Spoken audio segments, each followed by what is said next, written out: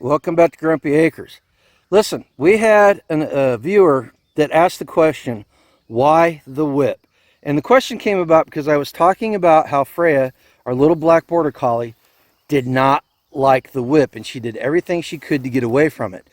And I felt like I couldn't answer that question in the comments where the original question was posted and do it any justice. So I'm going to do a video and we're going to talk about why we use the whip here on the homestead and a couple of other things regarding the animals on the homestead.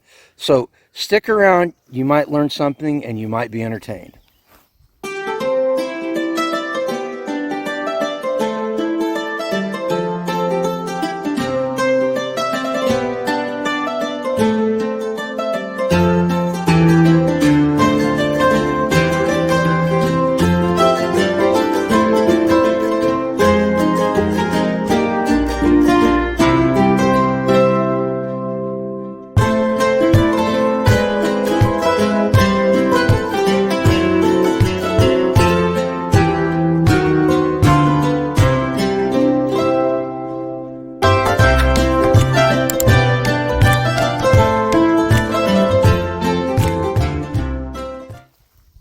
Hey everybody, like I said, welcome back to Grumpy Acres.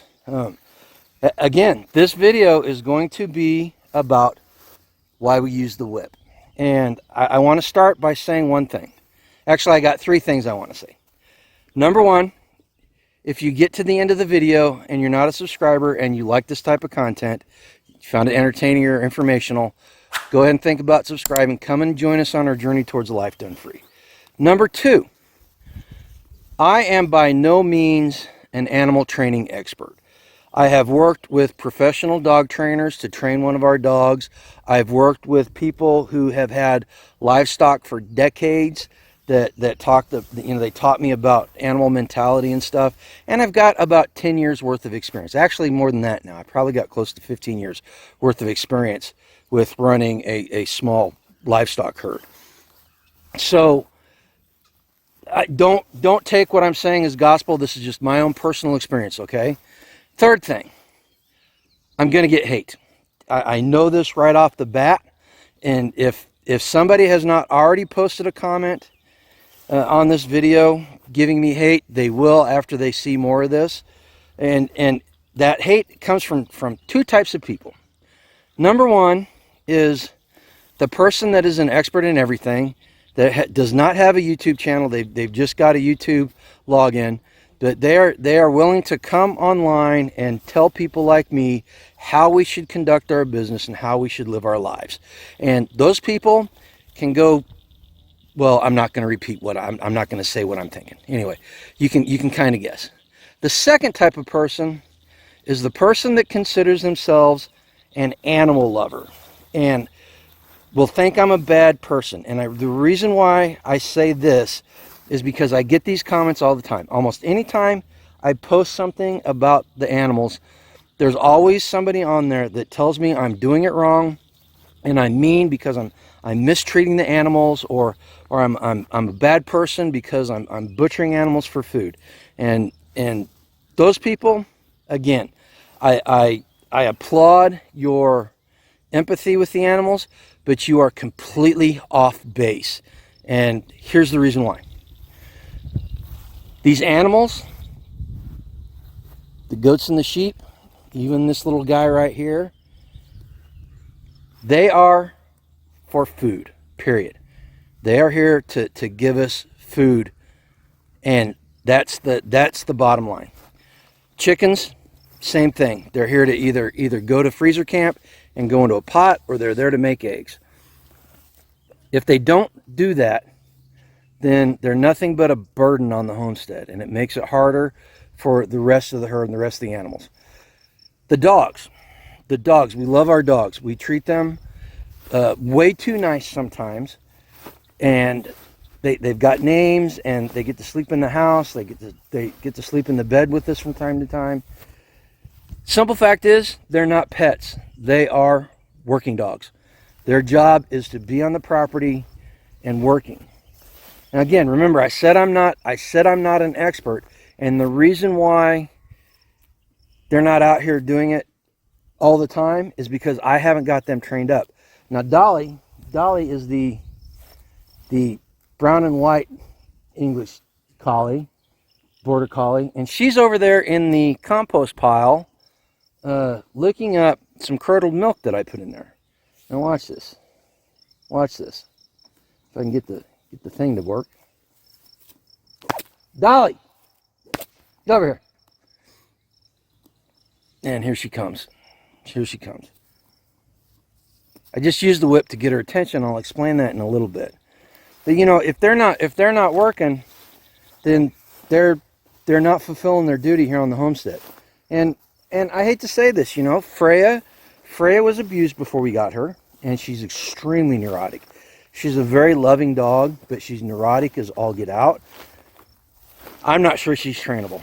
I'm going to continue working with her to try to get her to be trainable, but she's terrified of this thing for some reason, and I've never hit her with it.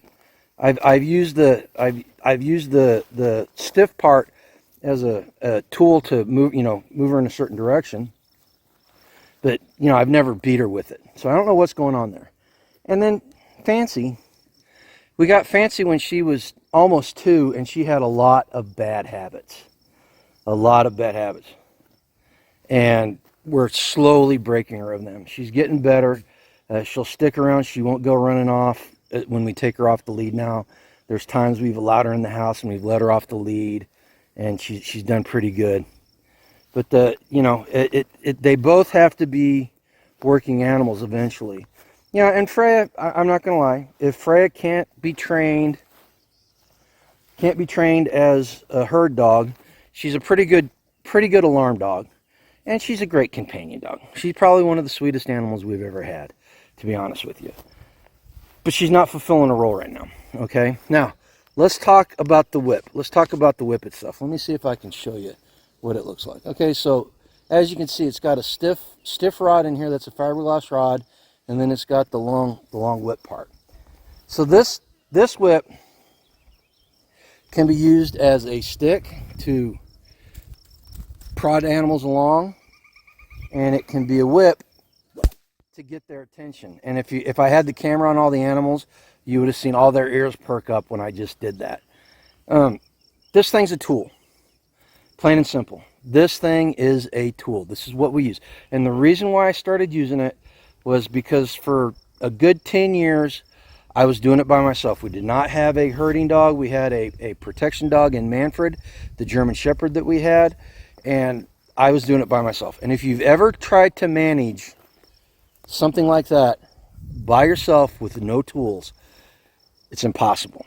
Because when those animals decide that they don't want to be someplace or they want to go do something, they do it with a purpose. And you standing there screaming at them and yelling at them and waving your arms does very little. But this thing, this is the sound this makes is not natural, and it does scare them. And so I use it to redirect them, get their attention and redirect them. Now I'm not gonna lie, I have used the stiff part to whack them really hard whenever they're chewing on trees or they're in the garden and stuff, and I need to get them out quick. I need to put a little bit of fear in them, but I'm not hurting them. All right, you know. And the whip part again, you know, I said I can make the, I could crack it. There we go. That's funny. That's funny because this little guy, he's been around me so much, and he's been around the whip so much, it doesn't faze him. So he's not going to be here. We think we found a really good home for him. So they've got guardian dogs, so they'll be able to take him and take care of him. But this, you know, the whip part, I can use it to make the noise like that, or I can just flick it. I don't know if you guys, I can just flick it like that, and if I do it hard enough, I can catch them on their ankles. Like I hit them on their ankles when they're not paying attention and they're not moving, and it gets them moving. So, you know, I'm not hurting them, I'm not beating them, I'm not abusing them, as somebody invariably says. But this is just a tool. And, you know, just like the lead, people hate it that I keep Fancy on a lead. But it's a tool, and it's there for her safety and the animal safety too, because she loves the animals and she plays with them. but she plays with them too hard because she was never taught how to interact with them. And I'm slowly introducing her, and I'm slowly getting her so she doesn't freak out anytime she's around one of the smaller livestock animals like the goats and sheep and the chickens and everything, and she doesn't attack them trying to play with them, you know. And attack's not the right word, because she's trying to play with them. But you know, so all these things are tools that we use to manage the animals around the property. And even Dolly over there, you guys, she found something. She's sniffing something.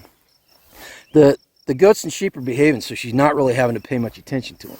But whenever they're starting to wander where they're not supposed to be, she will get in there and she'll jump in and do what she needs to do. And all I got to do is tell her if I want to get her attention. She found something. She's rolling in something now. God, I hate it when she does that. Dolly. Yeah, you see how she popped up? Got her attention, called her name, and she's on spot. And first thing she did, I don't know, you guys couldn't really see it because she's so far away in the camera, but she popped up out of the grass and was looking down to where the animals were. You know, so I got her attention and got her focused. I didn't tell her to do anything, so she's back over there rolling around in the grass like a dork. But you know, and I hope this answers the question. I hope this gives you some insight into why we use this thing and how it's not something mean and it's not something evil that we use to beat the animals with. It's just a tool, just like a chainsaw is, just like a shovel is, and quite frankly, just like the border collies are. They're tools that we use to manage the herd and manage the property. And I hope that this video was informational to you. I hope that this answered the question as to why we use this thing. I hope you found it a little bit entertaining, and I hope if you're not a subscriber that you'll subscribe and come join us. Put something down in the comments. If you think I'm a terrible person, put it down in the comments. Don't make it personal. Don't be nasty about it. Don't be nasty about it. But, you know, tell me what you think. We want to hear from you, because sharing our experiences is what this is all about. You want to help the channel? Go down in the links below and go to the affiliate links and get yourself something. Get a freeze dryer, get a rock pot, get a deck of WRL cards, get a Jace case, get, what else do we have in there? Go buy a t-shirt from our bonfire store. Just do something to help yourself become more food independent or more self-reliant, and you'll help us in the process.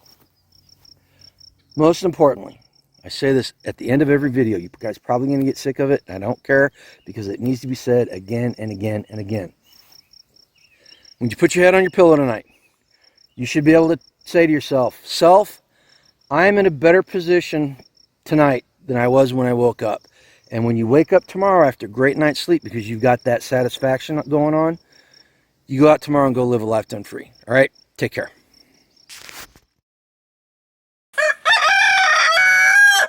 Thanks, Milo.